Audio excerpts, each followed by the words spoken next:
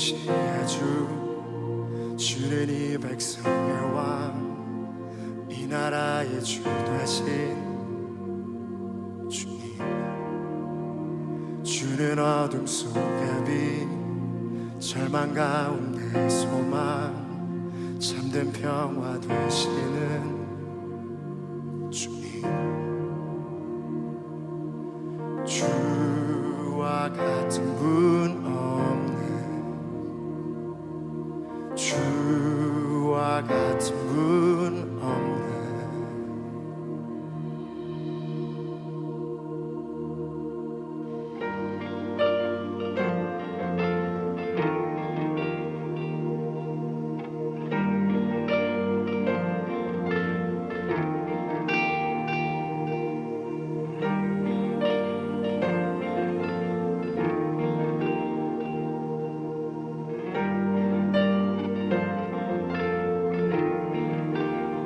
주는 이 도시의 주, 주는 이 백성의 왕, 이 나라의 주 되신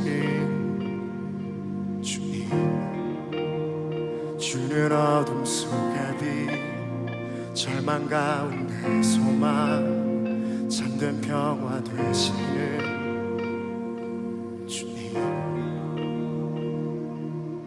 주와 같은 분 주와 같은 분 없네.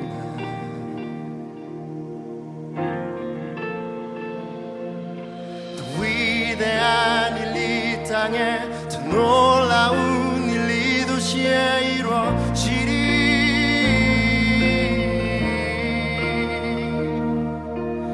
위대한 일 이 땅에, 더 놀라운 일 이 도시에 이루어지리.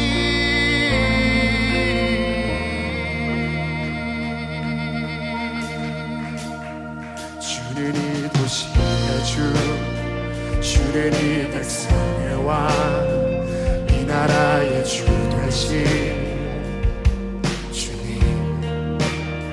주는 어둠 속의 빛, 절망 가운데 소망, 참된 평화 되시는 주님. 주와 같은 분 같은 분 없네.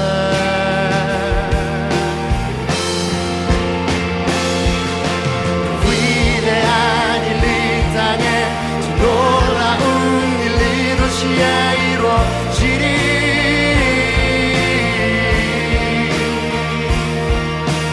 위대한 일 이 땅에, 놀라운 일 이 도시에 이루어지리.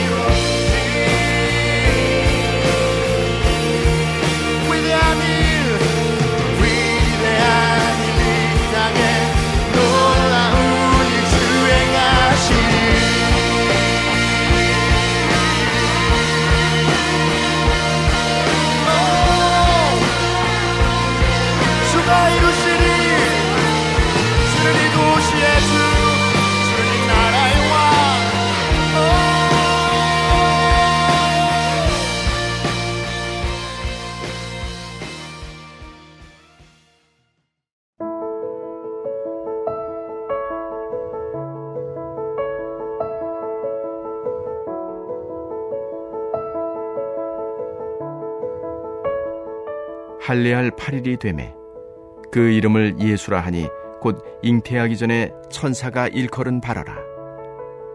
모세의 법대로 정결 예식의 날이 참에 아기를 데리고 예루살렘에 올라가니 이는 주의 율법에 쓴 바 첫 해에 처음 난 남자마다 주의 거룩한 자라 하리라 한 대로 아기를 주께 드리고, 또 주의 율법에 말씀하신 대로 산 비둘기 한 쌍이나 혹은 어린 집비둘기 둘로 제사하려 함이더라. 예루살렘에 시므온이라 하는 사람이 있으니 이 사람은 의롭고 경건하여 이스라엘의 위로를 기다리는 자라. 성령이 그 위에 계시더라. 그가 주의 그리스도를 보기 전에는 죽지 아니하리라 하는 성령의 지시를 받았더니 성령의 감동으로 성전에 들어가매 마침 부모가 율법의 관례대로 행하고자 하여 그 아기 예수를 데리고 오는지라. 시므온이 아기를 안고 하나님을 찬송하여 이르되, 주제여, 이제는 말씀하신 대로 종을 평안히 놓아주시는도다. 내 눈이 주의 구원을 보았사오니 이는 만민 앞에 예비하신 것이요 이방을 비추는 빛이요 주의 백성 이스라엘의 영광이니이다 하니, 그의 부모가 그에 대한 말들을 놀랍게 여기더라. 시므온이 그들에게 축복하고 그의 어머니 마리아에게 말하여 이르되, 보라, 이는 이스라엘 중 많은 사람을 패하거나 흥하게 하며 비방을 받는 표적이 되기 위하여 세움을 받았고, 또 칼이 내 마음을 찌르듯 하리니 이는 여러 사람의 마음의 생각을 드러내려 함이니라 하더라. 또 아셀 지파 바누엘의 딸 안나라 하는 선지자가 있어 나이가 매우 많았더라. 그가 결혼한 후 7해 동안 남편과 함께 살다가 과부가 되고 84세가 되었더라. 이 사람이 성전을 떠나지 아니하고 주야로 금식하며 기도함으로 섬기더니 마침 이때에 나와서 하나님께 감사하고 예루살렘의 속량을 바라는 모든 사람에게 그에 대하여 말하니라. 주의 율법을 따라 모든 일을 마치고 갈릴리로 돌아가 본 동네 나사렛에 이르니라. 아기가 자라며 강하여지고 지혜가 충만하며 하나님의 은혜가 그의 위에 있더라. 아멘. 제가 전주에 내려와서 깜짝 놀란 것이 있습니다. 이 도시 곳곳에 이 기독교적인 이름들이 있었습니다. 이 팔복동. 아니 무슨 동네 이름이 팔복이야? 예, 제가 알고 있는 이 팔복 맞죠? 야 팔복아 하는 그 팔복 아니고요. 또 무슨 병원 이름이 심지어 예수병원이 있었습니다. 이 베데스다 병원보다 더 능력이 있어 보여요. 마치 또 신흥학원부터 곳곳에 이 선교사님들의 자취가 보입니다. 어쩌면 이 선교사로서 보면 너무 부럽습니다. 이 많은 열매가 있었습니다. 그리고 여전히 이 지역에, 이 도시에 이 선한 영향을 주고 있죠. 초기에 사역하신 선교사님들이 더 이상 안 계신데도 말이죠. 사실상 이 선교 사역으로서는 대성공으로 보입니다.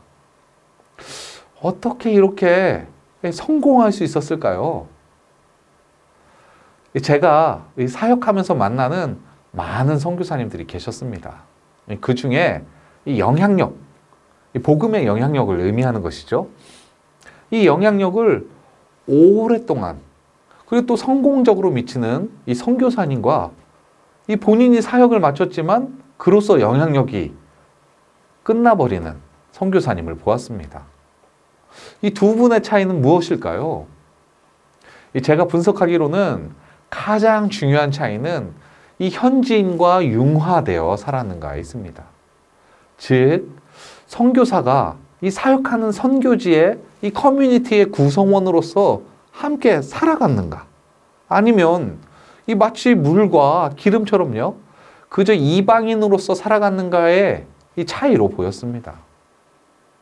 예외적으로 이게 선교사로서 보안 지켜야 되는 그런 나라는 말고요. 그건 잘 이해하시리라 믿고 더 나아가겠습니다. 마치 나는 달라. 나는 더 뛰어난 사람이야. 나는 너희들을 섬기러 왔어. 사실 가르치러 왔지. 내가 도와주러 왔단 말이야. 너희는 나의 도움을 받아. 그리고 중요한 거, 내가 진짜 중요한 사람이니까 중요한 일 하러 왔으니까 나랑 상관은 하지 말아줘. 가끔 내가 잘 이해가 안 돼도 그래도 참아. 난 이방인이니까. 이런 태도로 사역한다면 과연 그 선교사님의 사역이 성공할까요? 여기서 성공은 단기적이고 외형적인 성공은 아닙니다. 이 프로젝트 잘하는 분이라면 마치 성공한 것처럼 보일 수 있습니다. 단 오래 가지 못합니다. 떠나면 끝이 되죠. 본문으로 들어가 보겠습니다. 여기에 이 선교사보다 더 위대한 분이 있습니다. 하나님 아들 예수 그리스도입니다. 예수님이 이 땅에 오신 목적은 명확합니다. 우리를 구원해 주시려고, 그리고 그 방법으로는 우리를 대신해서 이 죄값을 죽음으로 치르시고 돌아가시는 것입니다. 예수님이 이 땅에서 살아가기 시작하는 이 첫 발걸음은 어땠을까요? 22절 보시면 모세의 법대로 정결 예식의 날이 참에 아기를 데리고 예루살렘에 올라가니, 모세의 법대로. 예수님은 모세의 법, 이 율법을 따를 필요가 없었습니다. 이 가뿐히 무시해도 되는 분이었죠. 그러나 예수님의 구원의 사역을 이루시려 시작한 이 첫걸음은 이 법대로, 해야 되는 대로 하는 것이었습니다. 이 시작은 이 성경에 나온 그 어떤 기적보다 힘이 있었습니다. 이전에 성서에 나오는 이 바다를 가르고 이 해를 멈추고 이 성벽을 무너뜨리고 말이죠. 이 먹을 게 하늘에서 막 떨어지고, 모두 그때뿐이었습니다. 시간이 지나면 다시 하나님을 원망하고 도대체 신뢰를 하지 않았습니다. 계속 반복되고요. 근본적인 해결이 되지 않았습니다. 이 반복되는 죄의 사이클을 끊을 수 있는 방법이 오늘 본문에 제시됩니다. 모세의 법대로 이 하나님의 아들, 이 구원자로서 오신 메시아이신 예수님, 사람들 속으로 들어가셨습니다. 그들의 법을 따르고 그들처럼 생활합니다. 과연 이것이 영향력을 발휘할 수 있을까요? 그 품속에 담긴 원대한 구원의 계획이 있는데 때로는 허망해 보이죠. 때로는 무기력해 보이기도 합니다. 단지 일상 속에서 살아가는 것이 과연 성공할 수 있을까? 구원의 계획이. 하지만 다른 것이 있었습니다. 하나님이 미리 예비하신 이 삶의 포인트예요. 혹시라도 잊고 사는 것은 아닌지 그 부르심의 정체성을 까먹고 사는 거죠. 일상을 살아내느냐고. 일상이 팍팍하니까요. 이때 하나님이 꼭 집어서 사인을 주십니다. 아들아, 딸아, 너는 특별해. 너를 향한 특별한 계획이 있어. 내 원대한 계획을 이루는 거야. 오늘 본문인 2장 27절에서 28절 말씀인데요. 27절, 성령의 감동으로 성전에 들어가매 마침 부모가 율법의 관례대로 행하고자 하여 그 아기 예수를 데리고 오는지라. 시므온이 아기를 안고 하나님을 찬송하여 이르되. 이 의롭고 경건한 사람 시므온이 있었습니다. 이 사람은 이스라엘의 위로, 즉 구원의 소식을 기다리는 사람이었습니다. 26절에 보시면 주의 그리스도를 보기 전에는 죽지 아니하리라 하는 성령의 지시를 받았더니, 여기서의 맥락은 이 죽지 아니하리라가 아니라 주의 그리스도를 보게 된다는 거죠. 여기서 두 인생의 이 타임라인이 만나게 됩니다. 이 이스라엘의 위로를 기다리던 시몬과 이 일상의 삶을 살아가는 아기 예수입니다. 여기까지의 만남은 마치 우연 속에서 벌어질 수 있는 상황이라고 볼 수도 있죠. 심지어 하다가 실수로 사람 잘못 봤을 수도 있고요. 이 의심 많은 저 같은 사람, 다른 증거는 없나 찾을 것 같습니다. 근데 36절에 보시면 또 아셀지파 비누엘의 딸 안나라 하는 선지자가 있어. 이 38절에 이어서 예루살렘의 속량을 바라는 모든 사람에게 그에 대하여 말하니라. 모세의 법, 이 율법에 의하면요, 이 증인이 2명이 필요합니다. 여기서 딱 2명이 증인이 되었습니다. 이 증인들에 의해서 구원자로서 오신 아기 예수는 이 정체성을 인정받게 되는 것입니다. 사실 예수 본인은 필요 없을지라도 말이죠. 이 주변 사람들이 인식하기엔 2명이면 충분한 증인이 되었습니다. 그러면 이 말씀이 우리에게 어떻게 적용되어질 수 있을까요? 우리는 모두 이 선교사로 부르심을 받은 줄 믿습니다. 아멘. 그런데 선교사로서 원대한 부르심을 받고 살아가는데 왠지 우리의 현실은 그렇게 녹록하지가 않습니다. 때로는 과연 여기서 이 집구석에서 이놈의 회사에서 내가 어떻게 살아가야 하는가? 차라리 물과 기름처럼 말이죠. 아예 다른 존재로 살아가고 싶습니다. 난 다른 사람이야 라고요. 그래야 초연해지고 말이죠. 하지만 여전히 우리는 현실을 살아가야 합니다. 이곳이 내가 있어야 하는 나의 선교지이기 때문입니다. 하나님이 이곳에서부터 시작하라고 우리를 부르셨기 때문이죠.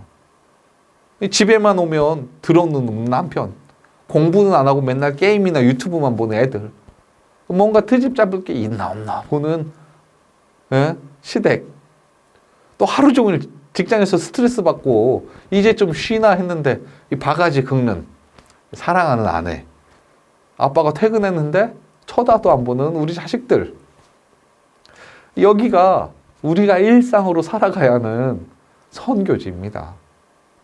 뭐 물어보기만 하면 짜증내더니 이게 안 물어보니까 왜 안 물어봤냐고 혼내는 직장 상사도 있고요.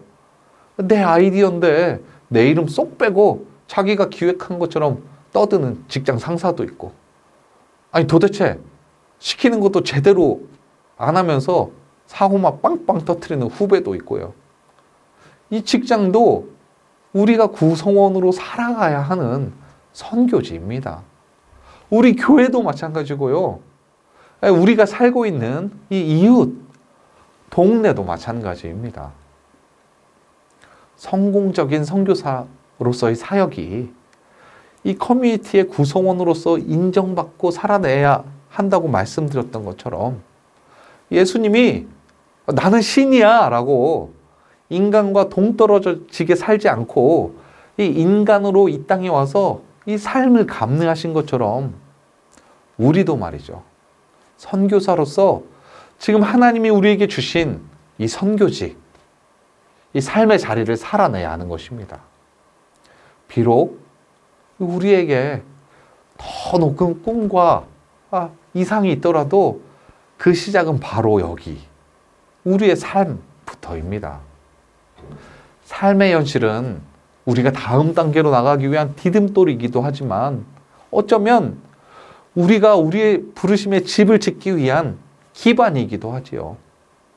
우리는 여기서 훈련되고 심기도 하고 또 주님의 은혜가 있다면 열매를 보기도 합니다. 현실은 부정되어서는 안 됩니다. 회피해서도 안 되고 그 누구도 이 첫 번째 징검다리를 밟지 않고 다음으로 건너갈 수가 없습니다. 우리에게 주어진 선교지, 이 삶의 환경에서 믿는 자로서, 예수님의 제자로서 덕이 되지 않는다면 우리는 더 이상 선교사로 성공할 수가 없습니다. 우리 이웃에게, 동료에게, 그리고 가족에게 본이 되어야 하고, 때로는 이 맺어진 열매를 보여주기도 하고 나누기도 해야 합니다. 때때로 힘들고 지칠 때도 있죠. 이미 지치신 분들도 있고요. 하지만 우리가 우리의 부르심을 따라서 잘 순종하고 지키고 있으면 오늘 본문처럼 이 뜻밖의 선물을 받게 됩니다. 하나님의 부르심을 받은 다른 사람을 위해서 우리의 정체성을 확인하는 일이죠. 우리는 이것을 통해 위로를 받습니다. 우리의 부르심을 다시 확인할 수도 있고요. 나 혼자만 힘들게 부르심을 위해 힘들고 싸우고 나가는 줄 알았는데 오늘 본문처럼요. 죽지도 못하고 기다리는 사람을 만나요. 이 때를 위해서요. 마찬가지로 우리는 우리의 믿음의 가족들에게 같은 존재가 되어야 합니다. 내가 내 선교지에서 잘하고 있구나 격려받을 수 있도록. 오늘 말씀을 정리하겠습니다. 이 39절 말씀입니다. 주의 율법을 따라 모든 일을 마치고 갈릴리로 돌아가 본 동네 나사렛에 이르니라. 예수님의 원대한 계획, 인류 구원의 계획은 이렇게 시작합니다. 주의 율법을 따라 모든 일을 마치고. 선교하는 행복한 성도, 안디옥 교회 여러분, 질문 드리고 싶습니다. 우리는 우리의 삶의 자리, 우리에게 주어진 이 선교지에서 어떤 사람인가요? 나는 이제 구원받은 사람이야. 그러니까 현실은 가뿐히 무시해도 돼. 이러면 우리의 선교 사역은 아쉽게도 얼마 가지 못합니다.